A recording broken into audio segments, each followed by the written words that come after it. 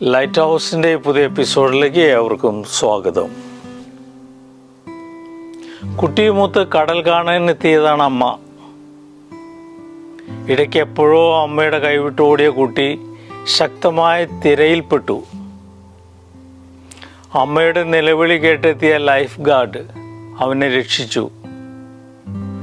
സന്തോഷത്താൽ കുട്ടിയെ കെട്ടിപ്പിടിക്കുന്നതിനിടെ അമ്മ ശ്രദ്ധിച്ചു, അവൻ്റെ ഒരു ചെരുപ്പ് കാണാനില്ല.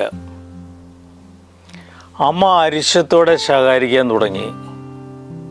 ഇന്നു വാങ്ങിയ ചെരുപ്പാണ്, എത്ര വിലപിടിപ്പുള്ളതാണ്, ഇന്ന് തന്നെ കളഞ്ഞല്ലോ.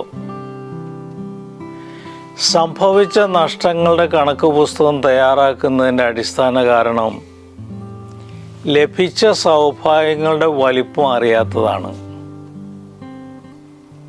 നഷ്ടപ്പെടാത്ത 1000 കാര്യങ്ങൾ കൈമുതലുണ്ടെങ്കിലും നഷ്ടപ്പെട്ട ഏതെങ്കിലും ഒരു വസ്തുവിൻ്റെ പേരിലായിരിക്കും ആയുഷ്കാലം മുഴുവനുമുള്ള പരിദേവനം. എന്നും അടുത്തുണ്ടായിരുന്ന പലതും അപ്രത്യക്ഷമാകുന്ന നിമിഷം മുതൽ അമൂല്യമാകും. ഒപ്പമുണ്ടായിരുന്നപ്പോൾ സാന്നിധ്യം പോലും ശ്രദ്ധിച്ചിട്ടില്ല.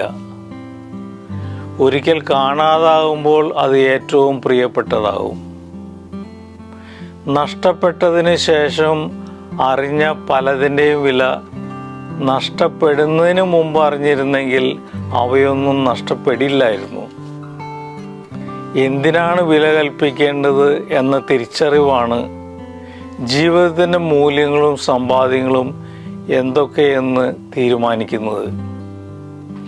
ഒരാൾ എന്തിനെക്കുറിച്ചാണോ ഏറ്റവും കൂടുതൽ പരാതിപ്പെടുന്നത് അതായിരിക്കും അയാളുടെ മുൻഗണനാ ക്രമത്തിലും ഒന്നാമത്. എന്നാണ് മനുഷ്യൻ ഓരോന്നിൻ്റെ യഥാർത്ഥ വിലയറിയുക? വിട്ടുകളയേണ്ട പലതിൻ്റെയും കണക്കെഴുതി അവയ്ക്കു വേണ്ടി ആയുസ് മുഴുവൻ പോരാടി ജീവിതം തന്നെ ഒരു പ്രഹസനമാക്കി മാറ്റരുത്.